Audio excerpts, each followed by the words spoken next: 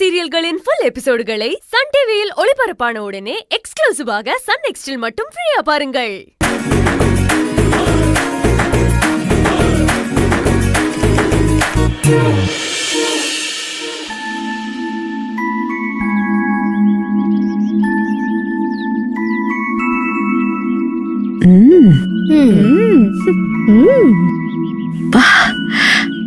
வாசனையே பயங்கரமா இருக்கு.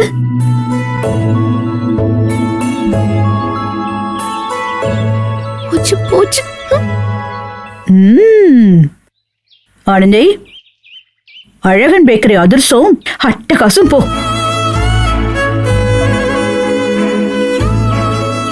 நானும் எத்தனையோ இடத்துல அதிர்சம் சாப்பிட்டிருக்கேன், ஆனா இப்படி ஒரு அதிர்சம் சாப்பிட்டதே இல்ல. இந்த அதிர்சம் எனக்கு ரொம்ப பிடிச்சு போச்சு.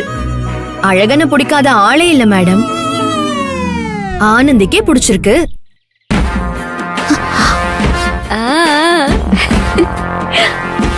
என்ன சொல்ற ரஜனா? அவ பேக்கரி கடைய சொல்ற மேடம். ஆனந்தி, எனக்கு வேணுங்கிறப்ப சொல்ற. அழகன் பேக்கரியில இருந்து எனக்கு ஒரு பார்சல் வாங்கிட்டு வந்துரு. இதுல என்ன மேடம், நீங்க கேட்ட வாங்கி கொடுத்துற போறா. என்ன ஆனந்தி? அது இருக்கட்டும், ஏன் இவ்வளவு எல்லாரும் கிண்டல் பண்ற மாதிரி பேசுறீங்க? பின்ன என்ன மேடம், நாங்க கேட்ட அதிரசம் தரமாட்டேன்னு சொல்லிட்டா, அதுவே நீங்க கேட்டதும் கொடுத்துட்டா. நீங்க கொஞ்சம் கொடுக்க சொல்லுங்க மேடம்.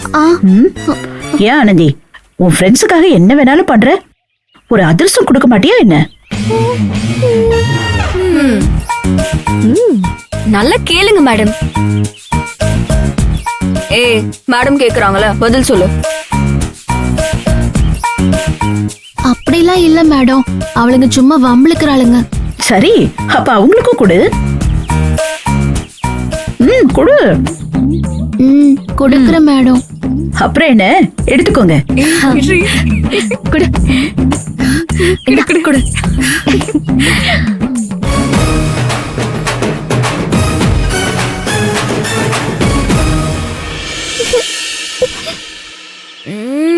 அட அட அட, அழகன் கடை அதிரசம் என்ன டேஸ்ட் ரஜினா. ஆமா சல்மா, சான்ஸே இல்ல.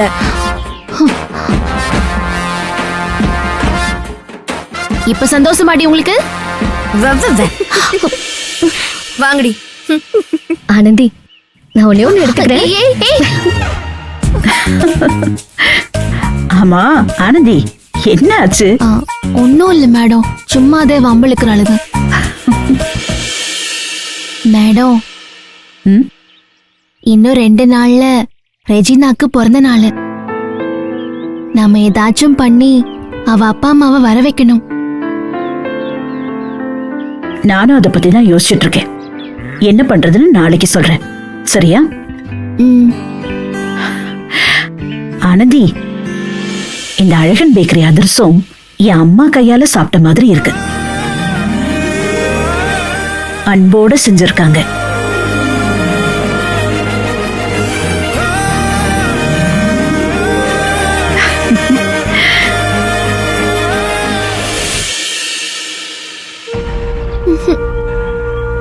மன்னிச்சிரு அழகா, நான் சாப்பிடறதுக்கு முன்னாடியே எல்லாரும் சாப்பிட்டாங்க. உன்னை யார் அப்படி ஒரு கடிதாசி எழுத சொன்னா? அதான் எல்லாரும் கடுப்பாயிட்டாளுங்க. இப்ப சாப்பிடுறேன். ஆனந்தி மேடம், அதிரசம் ரொம்ப நல்லா இருக்குது. நான் ஒண்ணு எடுத்துக்கிறேன்.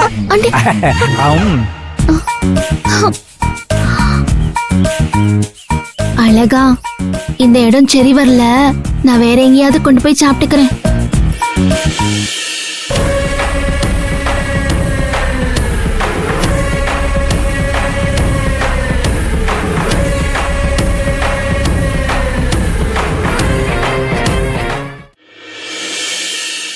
வாங்க,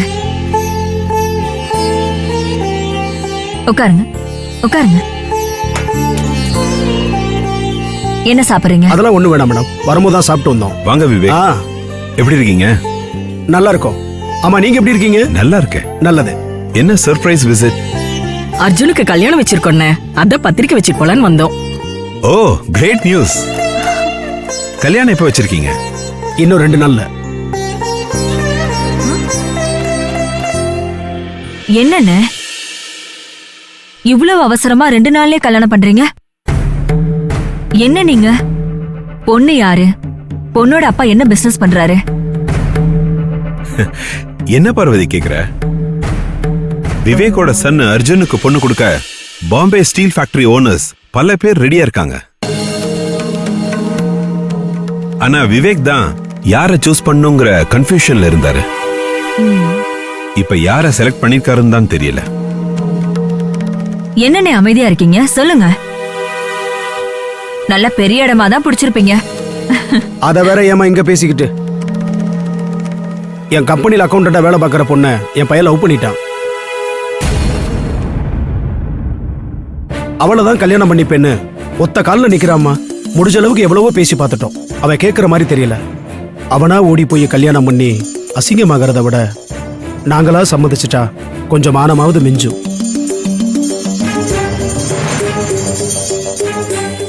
சீதா, பத்திரிக்கையை எடுமா. வாங்க 2 பேரும் சேர்ந்து வாங்கிக்கோங்க. கல்யாணத்துக்கு நிறைய பேரை கூப்பிடல, க்ளோஸா இருக்கிறவங்களை மட்டும் தான் கூப்பிடுறேன். நீங்க 2 பேரும் அவசியம் குடும்பத்தோட வரணும். கண்டிப்பா வரும்.